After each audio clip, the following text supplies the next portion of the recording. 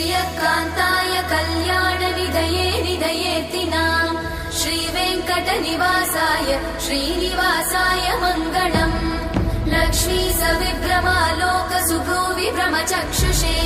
चक्षुषे सर्वलोकानां वेङ्कटेशाय मङ्गलम् श्रीवेङ्कटाद्रिशृङ्गाग्रमङ्गलाभरणाङ्गये मङ्गलानां निवासाय श्रीनिवासाय मङ्गलम्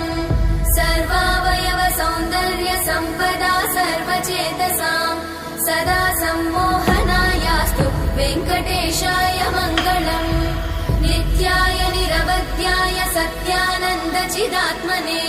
सर्वान्तरात्मने श्रीमद् वेङ्कटेशाय मङ्गलम् स्वतः सर्वविदे सर्वशक्तये सर्वशेषिने सुलभाय सुशीलाय वेङ्कटेशाय मङ्गलम्।